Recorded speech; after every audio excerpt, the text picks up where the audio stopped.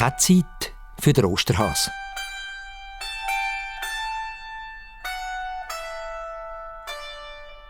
Im Wald ist es kälter und kälter geworden. Die Äste der Bäume sind kahl und über den trockenen Blättern auf dem Waldboden hat es jetzt eine feine, weisse Schneedecke. Unter einer Tanne, an einem trockenen Plätzchen, wo es keinen Schnee hat, höckelt der Osterhas. Er hat eine kleine Höhle ausgekratzt und hat dort drin seine langen Hinterbeine versteckt. Seine Ohren hat er hinterher gelegt, fest an den Rücken gedrückt. Mit seiner Nase schnuppert er und seine Augen sind zu.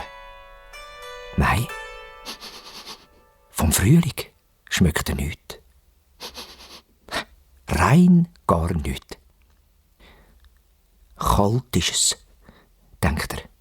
Kalt, kalt, kalt. Bin ich echt zu früh aus dem Winterschlaf erwacht? Wie lange muss ich echt noch warten, bis ich zu den Kindern gehen und Eier verstecken? Ich glaube, ich sollte noch mal einschlafen. Das wäre das Beste. Er drückt seine Augen fest zu. Aber es nützt nichts. Er ist einfach wach. Er spürt, dass seine starken Hinterbeine zittern.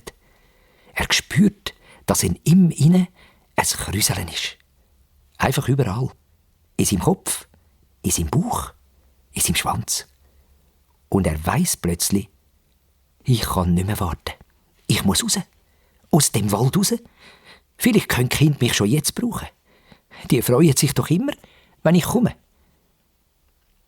Jetzt macht der Osterhas einen riesigen Gump aus seiner Höhle raus.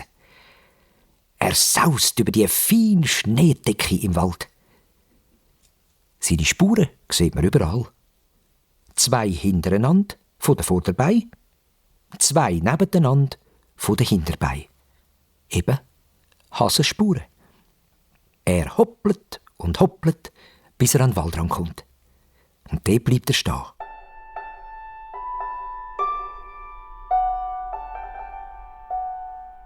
Er sieht einen Haufen Lichter. Das ist die Stadt. Das ist die Stadt. Juhui! Jetzt bin ich wirklich froh, denkt der Osterhas. Gleich bin ich bei den Kindern.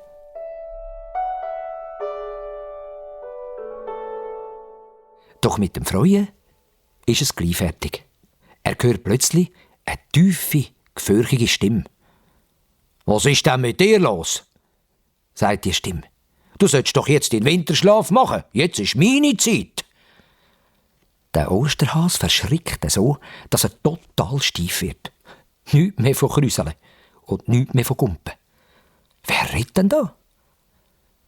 Der Osterhas dreht ganz langsam seinen Kopf auf die Seite und sieht so halb im Schatten einen Mann mit einem weißen Bart und einem dicken Kapuzenmantel. Neben dem Mann steht ein Esel. Und auf dem Rücken von dem Esel hat es Päckchen. Ein ganzer Berg voll Päckchen und Säcke.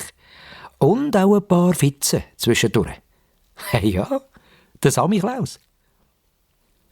Der Osterhas hat den Samichlaus noch nie gesehen. Er hat Angst vor dieser tiefen Stimme und rennt fort.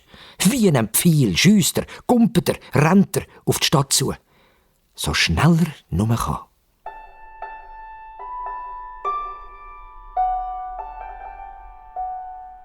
Ja, das sind doch die Gärten, wo ich einmal die Eier verstecke. Das Türli, das kenne ich doch. Und der Gartenhag.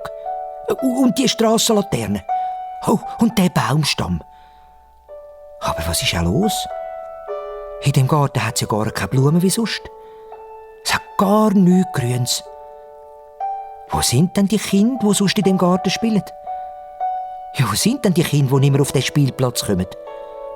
Komisch. Alles ist so leer. Jetzt stellt der Osterhas seine Lampiohren auf, um besser zu hören.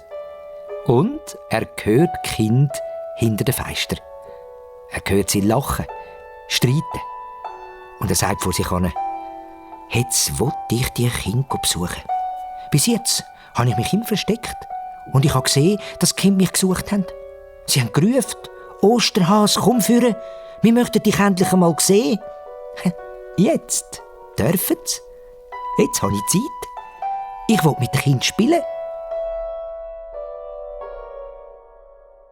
Der Osterhas bleibt vor einem Haus stehen, wo er besonders viele Stimmen von Kindern hört. Das dunkelt ihn lustig. Aber er muss warten, bis die Tür von alleine aufgeht. Er kann nämlich nicht läuten. Endlich kommt eine Frau raus. Die verschrickt schön. Ein Has. «Was willst denn du da?» fragen sie. «Ich möchte mit dem Kind spielen. Ich bin der Osterhas. Mir ist es einfach langweilig im Wald.» Die Frau, die die Türen aufgemacht hat, studiert ein bisschen. Und dann sagt sie, «Ja, nein, also das geht nicht. In dem Haus ist ein Kindergarten. Die Kinder, die da sind, die machen jetzt gerade Weihnachtsgeschenkli. Sie warten aufs Christkindli. Und jetzt der Osterhas. Nein, also das passt überhaupt nicht. Gang du zurück in den Wald und komm im Frühling wieder.» Ja, im Frühling. Dann haben wir Freude. Aber nicht jetzt.» Die Türe geht schnell zu. Und zum Glück hat der Has nicht noch seine langen Ohren eingeklemmt. Er probiert es noch in 10 anderen Häuser und Wohnungen. Er hört, was das Kind hat, und freut sich jedes Mal, wenn er ihre Stimme hört. Jedes Mal wartet er, bis jemand die Türen aufmacht.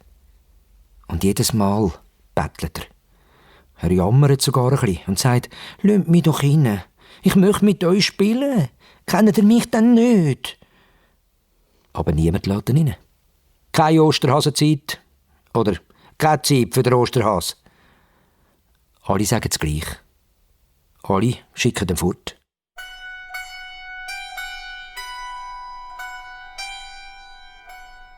Erst spät in der Nacht, wo es schon ganz dunkel ist und hinter den Fenstern nur noch ein paar Lichter brennen, sieht der Has auf der Strasse einen Mann. «Hast du Kinder daheim?» fragt der Has den Mann. Der staunt nicht schlecht und sagt, «Ja, schon, ja. Ich habe einen Bub und ein Mädchen.» «Nimmst du mich mit?» fragt der Osterhas ganz höflich. «Weisst, ich habe kalt. Du hast sicher Platz daheim. Und ich könnte doch mit deinen Kindern spielen.» «Ja, weisst, der Bub schlaft jetzt und das Mädchen sowieso. Aber ich kann verbarmen mit dir. Du kannst bei uns bleiben, bis du wieder warm hast. Wir haben so Spielzeugtierchen, so weiche. Weisst du, so Teddybären, Schäfli, Hunde. Und ein Schlafhas mit langen Ohren, gerade wie du. Die sitzen da mit Abend, wenn die Kinder im Bett sind, auf dem Kasten oben. Zu denen kannst du hinsitzen und dich wärmen. Aber morgen am Morgen früh musst du wieder gehen. Ist jetzt wirklich keine Osterhasenzeit. Ist doch Winter. Ja, gleich kommt der Samichlaus. Und der Osterhas geht im Haus von dem Mann schlafen. Er schlaft lang und fest. Und der Mann hat ihn ganz vergessen. Am anderen Morgen geht er wieder fort. Er sagt seinem Kind und seiner Frau Ciao. Und er merkt gar nicht, dass neben ihm etwas Weiches, Pelziges zur Haustür aushüpft.